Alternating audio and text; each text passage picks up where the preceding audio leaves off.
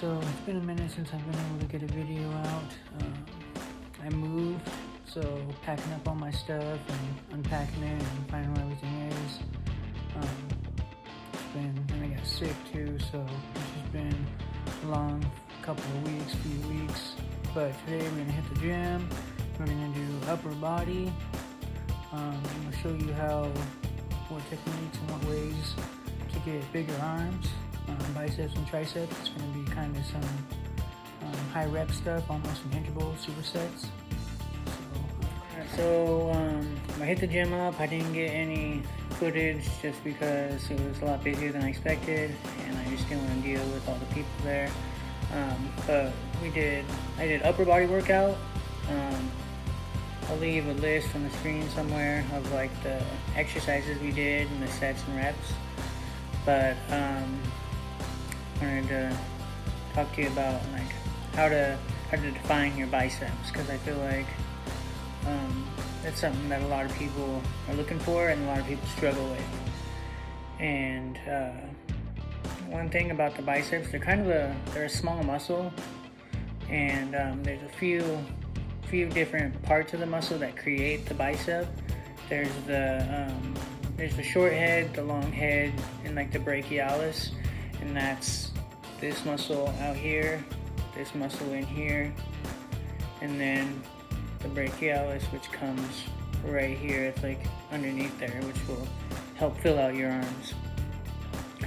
And one trick I always use whenever I'm doing arms, whatever exercise I'm about to start doing, I'll do some reps before, just to engage those muscles.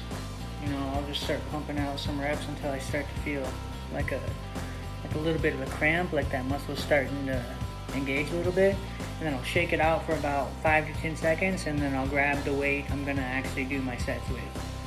So I start with hammer curls, which really primarily target your brachialis right here, because your brachialis it can't help with supination. So when you're doing your inner and outer head, which requires the supination of the bicep,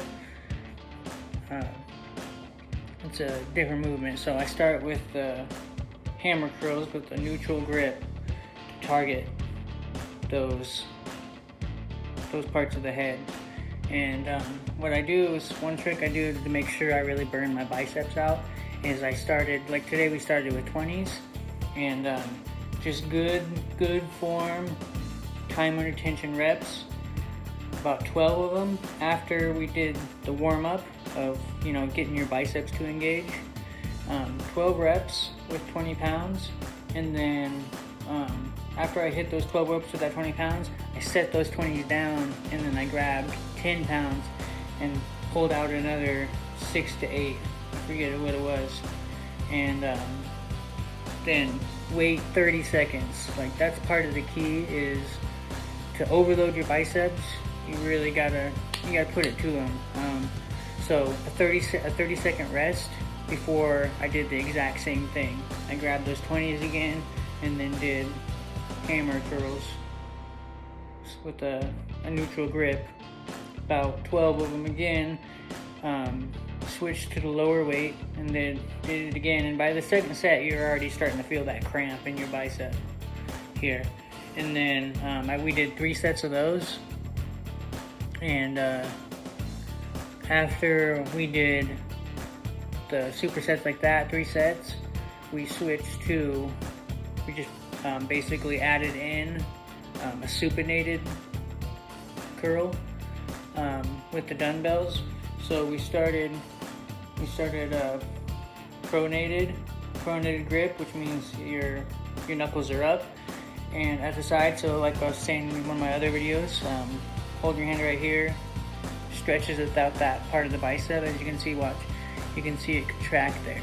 It gets shorter when you turn your arm, when you supinate your arm, and when you pronate it, that part of the bicep gets longer.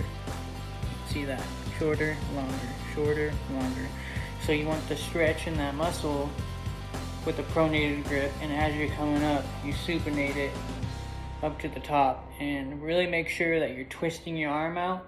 And then at the end of the reps, you can kind of lift your shoulder, because part of that bicep goes up into the shoulder. So that'll help with some activation. Just really quick, you can do them alternating, or you can do them at the same time. We did them at the same time. So we did supinated curls, about 12 of them. And then after our first 12, we dropped the weight and then did hammer curls again with the pronated grip. And then we did 3 sets of those too. And then after that bicep exercise, we went to the preacher curl machine. I don't know if you've ever seen those machines, but it's like a machine you sit on, and there's a pad right here, and you put your arms on it right here, and that just kind of helps, like that speaks to what I was saying, is about how that shoulder, how it goes into your shoulder. Lifting your arm up right here helps engage that muscle, like that motion. So you're setting them on the pad with your triceps, and that forces you to isolate that bicep muscle. And then you just curl right there. And so I usually, whenever I'm doing those, the preacher curl, whenever I'm doing the preacher curls, I'll start up at the top, and I'll just rep out some at the top, and that's to burn out the actual bicep, because there's a few different phases of the movement, and down here is when you're gonna be the weakest. So when you're doing curls, you could do 10 curls with a weight and then be burnt out here and not be able to get it up, but you would still be able to do some more at this angle, so your biceps aren't totally burnt out. So I like to get a good burn going at the top first. I do 15 to 20 and kind of like squeeze that contraction to make sure you can feel like the cramp in the muscle. You squeeze that contraction, do 15 to 20 until you like start to feel it burn, and then drop down and get that full range of motion. So it really burns out all the phases of the biceps. And you can do 3 sets of those, and 30 seconds is a good rest period. And if you want to do this over a 4-week program, like 4 weeks, week 1 and 2, you can do the 30-second rest, and then for the next 2 weeks, go ahead and cut that rest to 15 seconds. And then if you wanted to do another 4 weeks, because this is gonna show results. It's gonna blast your biceps. So after that 4 weeks, and you can see that little bit of change in your biceps, those adaptations that they're making, since instead of cutting the rest time to 15 seconds again, what we would do is jump to, it's like the FIT principle, intensity. We would jump to weight, and then we increase the weight and go back to 30 seconds rest, which is the same workout, just heavier weights for the first 2 weeks. And then the second 2 weeks, we would cut it down to 15 seconds between rest periods. And then after that 4 weeks, jump the weight up again and start with that 30-second rest period. And then the next 2 weeks after that, jump to the 15-second rest periods. And you can do that, you can repeat that, just keep on going up in weight as much as you can. You can add more sets, increase that volume if you want to first. Like if you're not really getting a good arm pump through that workout, you can, instead of doing 3 sets, you can do 4 sets, 5 sets. Just whatever you need to feel that contraction, to feel that burn in there. You know, it's not easy. It's hard. You really have to work to get those muscles changed. They're not just going to change because you're lifting a little bit of weights. You really have to push the muscle past what it's capable of. So you have to force the muscle to change, because if your biceps can handle the weight that you're lifting, there's no reason for your biceps to change. So you really have to push you gotta push to your threshold, push to your limits to force your body to change. And that force is gonna be for those muscle fibers to grow.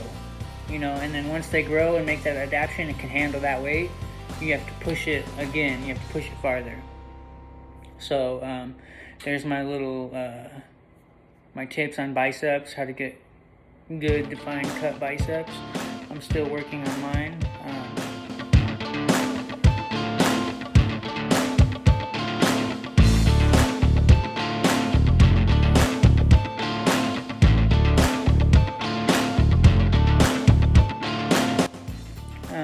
And like that style of lifting, that lot of repetitions, a lot of different styles with short rests, you can apply that basically to any muscle group to force progression, triceps and biceps. So go ahead and give that a try, and make sure you're eating you're getting a good amount of protein throughout the day, and you're getting your calories in. So your body's not feeding on itself, because if we do all this hard work and then don't have the building blocks to rebuild that muscle, you're just wasting all that hard work. So make sure you're getting all the calories, all the proteins you need. Give this a try for a month, 2 months, and you'll definitely see a difference. Alright, I'll catch up with you guys later in my next video.